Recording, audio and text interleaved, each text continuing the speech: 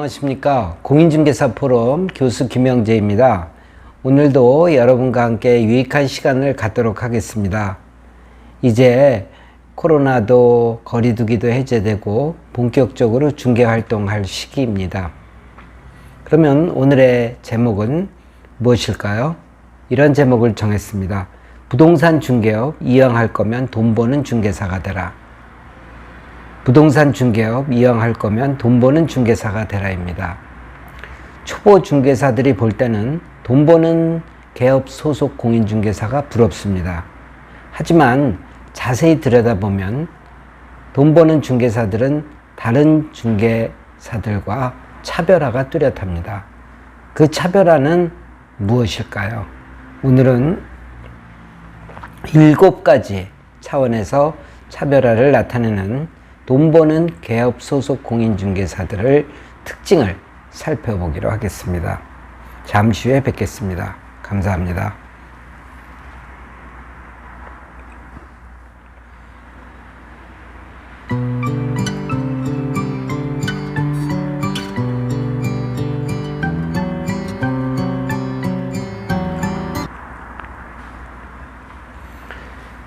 안녕하십니까. 공인중개사 포럼 교수 김영재입니다. 오늘도 조금 전 설명드린 바와 같이 좋은 제목으로 여러분들을 모시도록 하겠습니다. 오늘은 부동산 중개업 이왕할 거면 돈 버는 중개사가 되라라는 제목으로 여러분들과 함께 논의해 보도록 하겠습니다. 우선 돈 버는 공인중개사들이 특징이 첫 번째는 일이 많은 지역에서 중개업을 한다는 것입니다. 중개업을 하다 보면 일감 때문에 항상 걱정을 하는데요. 일이 많은 지역을 쫓아다닌다는 것입니다. 현재 중개업소가 위치해 있는 위치가 중요한 것이 아니라 일이 많은 지역을 쫓아다니면서 일감을 만들고 고객을 유치하고 매물을 만들어냅니다. 그러한 지역에는 항상 관심들이 많기 때문에 전국의 어느 지역에서나 손님이 몰릴 수 있고 매물만 확보하면 투자자를 유치할 수 있습니다.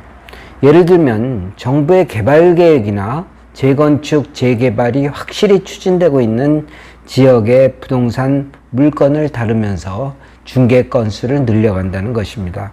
서울이든 지방이든 구분하지 않고 어떠한 교통수단을 이용하든 일 많은 지역의 물건을 다루면서 돈을 잘 법니다. 예를 들어서 부산에 건이 있다면 KTX 타고 가야 되겠죠. 차 운전하기엔 너무 힘드니까. 충청도 정도라면 차를 운전해서 갈 수도 있겠습니다. 서울 시내 같은 경우라면 지하철을 이용해서 어느 곳이든 갈 수가 있겠죠. 두 번째는 자신이 능통한 한 가지 전문 분야 중개에 몰두한다는 것입니다. 포럼 출신 중개사님 한 분은 사업 부지를 전문으로 합니다.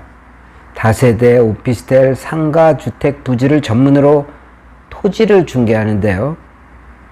또 오피스텔 이러한 토지를 중개하면서 단순한 토지 중개만 하는 것이 아니라 분양 업무까지 담당합니다. 분양 담당하고 그리고 또 분양하기 전에 토지 작업을 하는 시행 작업까지 합니다. 그래서 전문성을 가지고 중개를 하다 보면 일감이 늘어나게 되고 또 건축업자 인맥도 늘어나서 토지를 매도하려는 그런 토지 소유자들의 물건을 많이 받게 됩니다. 그로 인해서 중개, 토지 중개, 분양 중개, 시행 이런 것들이 돈을 벌어주는 것이죠. 또 전국을 다니면서 경매 물건만 중개를 해서 경매 물건만 확보를 해서 그 지역의 중개업자한테 매매를 의뢰해서 서로 공동 중개하는 경우도 있습니다. 이와 같이 한 가지 분야에 몰두함으로써 일감을 늘려가고 또 돈을 버는 그러한 행태를 나타내고 있습니다. 세 번째는 작은 중개라도 최선을 다해서 중개하는 것입니다.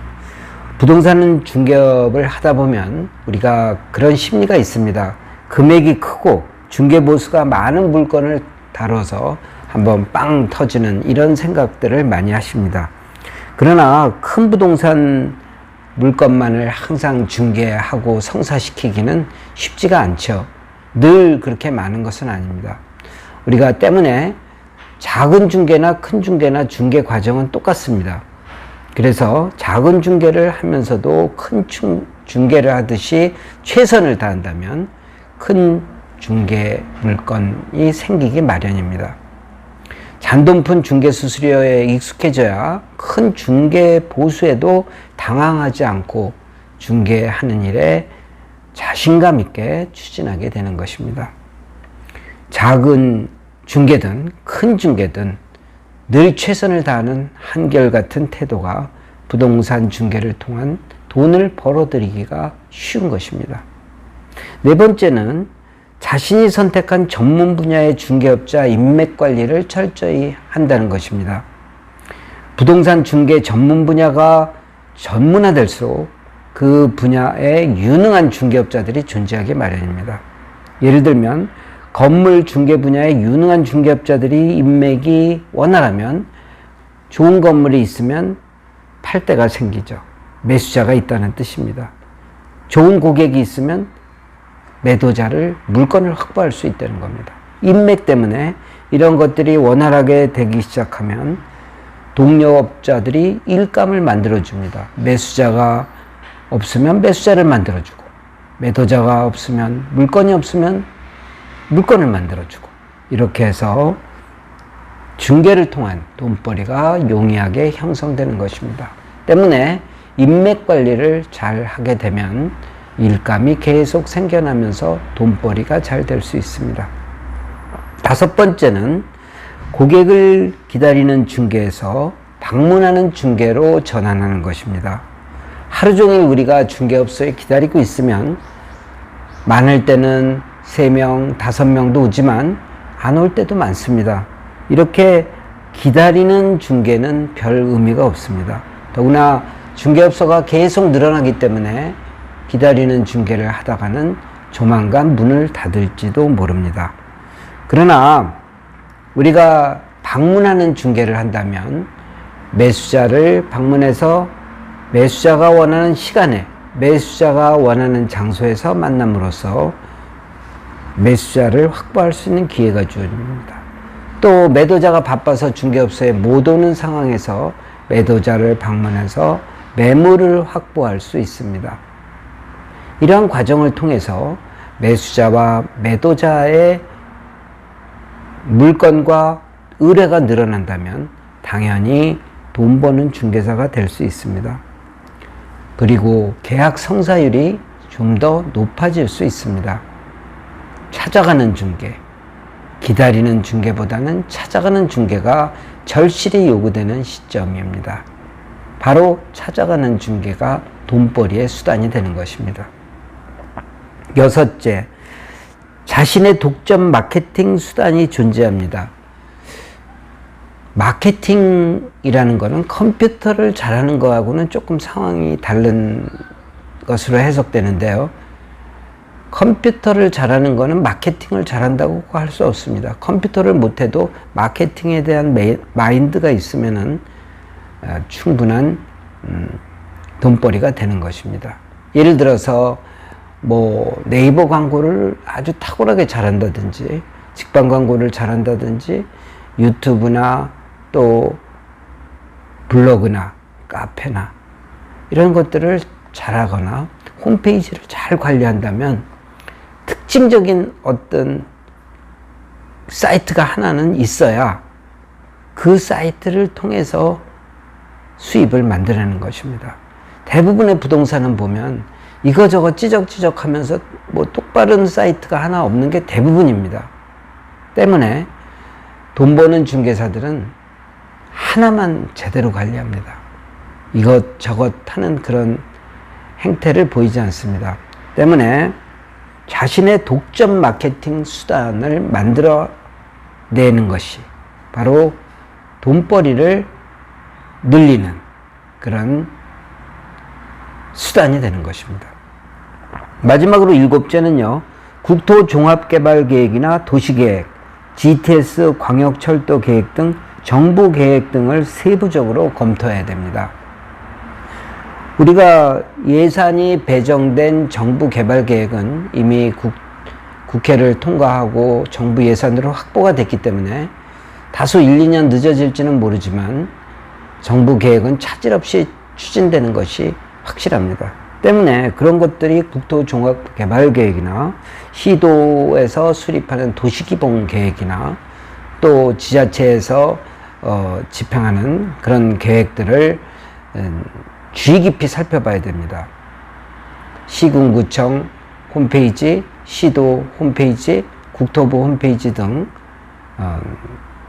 방문해서 어떤 정부 계획이 차질 없이 진행되는지를 암으로써 우리가 그 지역 주변의 토지나 상가나 건물이나 아파트 등을 투자할 수 있는 그런 기반을 마련하는 것입니다.